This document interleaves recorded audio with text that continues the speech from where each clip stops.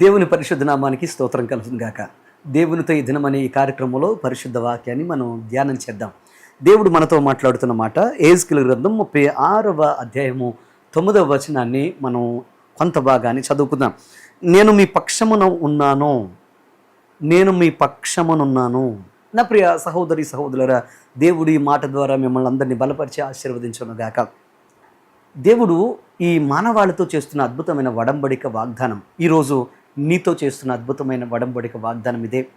ఇంతవరకు ఒకవేళ నా పక్షాన ఎవరున్నారు, నాతో ఎవరు లేరనే ఒంటరితనంతో నువ్వు బాధపడుతూ ఉంటే ఈరోజు నీతో మాట్లాడుతున్నాడు. అవును, మన జీవితాల్లో ఎవరిని నమ్మినా కొంతవరకే మనతో వస్తారు. నీ జీవితంలో ఉన్న తోడు కొంతవరకే, కట్టుకున్న వారైనా కన్నవారైనా నీ జీవితంలో కొంతవరకే రాగలరు. ప్రేమించిన వారైనా కొంతవరకే నీకు సహాయం చేయగలరు, నీకు ప్రేమను పంచగలరు. కానీ నీతో శాశ్వతంగా ఎవరైనా ఉంటారా అని అంటే అది ఖచ్చితంగా మీ జీవితంలో డిసప్పాయింట్మెంట్ ఎదుర్కొనే పరిస్థితి అవుతుంది.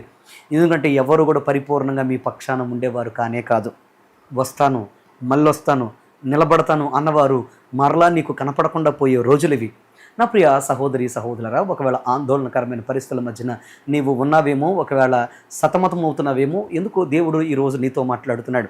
నీ జీవితంలో ఉన్న ప్రతి విధమైన కష్ట నష్టాల నుండి, బాధల నుండి విమోచించి నిన్ను నిలబెట్టి బలహీనమైన పరిస్థితుల్లో బలవంతురాలుగా నిలబెట్టడానికే ఈరోజు నీతో ఈ వాగ్దానం చేస్తున్నాడు. నీ జీవితంలో ఉన్న బలహీనమైన పరిస్థితులను ఆయన బలముగా మారుస్తూ నీ పక్షాన నిలబడి నీ చేత ఆయన అద్భుతం చేయించబోతున్నాడు. ఎందుకనంటే నలుగురు కుష్ఠరోగులు పనికిరాని వారు, కానీ వారి పక్షమున దేవుడుండి వారి చేత ఒక దేశము యొక్క అద్భుతమైన అవసరాన్ని, ఆకలిని తీర్చినవాడు. అరిచేతంత మేఘముతో ఒక దేశానికి కావలసిన అద్భుతమైన వర్షాన్ని కురిపించగలిగిన వాడు. ఎందుకంటే మన దేవుడు సమర్థుడు. అరిచేతంత మేఘము దేశానికి సరిపడిన వర్షము కురిపించి కరువు నుంచి బయటకు తీసుకొచ్చింది. ఎందుకనంటే దేవుడు బలహీనమైన వాటిని ఉపయోగించుకుంటాడు. ఎందుకంటే ఆయన మన పక్షమున ఉంటే మనం బలవంతులైపోతాం.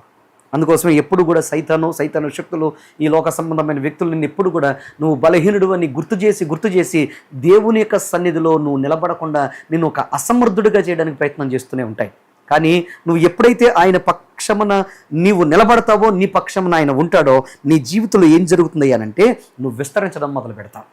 నిన్ను ఆశ్చర్యకరంగా విస్తరించుకుంటూ పోతూ ఉంటాడు. వ్యవసాయంలోనూ, వ్యాపారంలోనూ, ఉద్యోగంలోనూ, ఉద్యోగ ప్రయత్నాల్లోనూ, నీ చేతి పనుల్లోనూ, నువ్వు చేసే ప్రతి ప్రయత్నాలను అన్నిటినీ ఆయన ఆశీర్వాదంగా మార్చి, ఎవ్వరూ చేయనట్టుగా నువ్వు చేసేటట్లుగా మార్చి నిన్ను దీవించి దీవెనకరంగా ఆయన విస్తరించడం మొదలు పెడతాడు.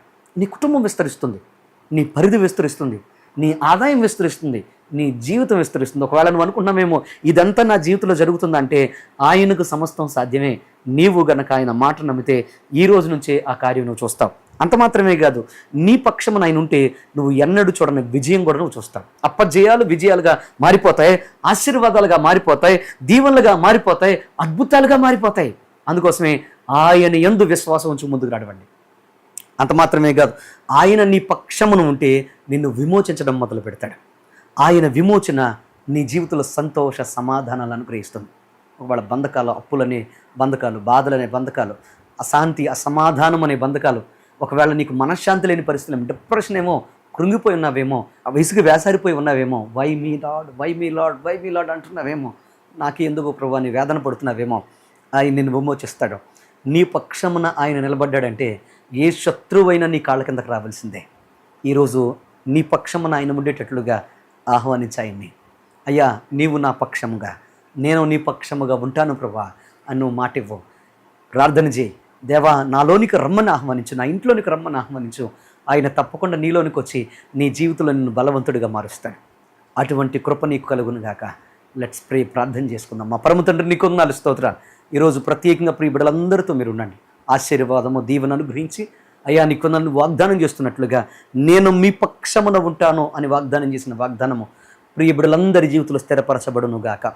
ఈ వాక్యాన్ని ఏ ప్రాంతంలోంచి చూస్తున్నా, ఏ దేశంలో నుండి చూస్తున్నా, ఏ మారుమూల నుండి చూస్తున్నా, ఏ పట్టణంలో నుండి చూస్తున్నా, ప్రతి ఒక్కరిని మీరు బలపరిచి ఈరోజే వారి పక్షమున మీరు ఉండి, ఒకవేళ అధికారుల మధ్యన అయ్యా నీకున్నాను ప్రభా, నేను ఒకవేళ వారి జీవితంలోనైనా పెద్ద పెద్ద సమస్యల మధ్యన నలిగిపోతూ ఉంటే వారి పక్షమున ఉండి వారికి న్యాయం చేసే ముందుకు నడిపించాను.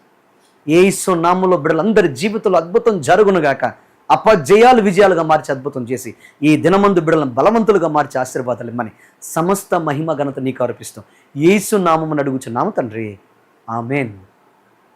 God bless you. దేవుడు మీకు తోడుగా ఉండును గాక. ఆమేన్.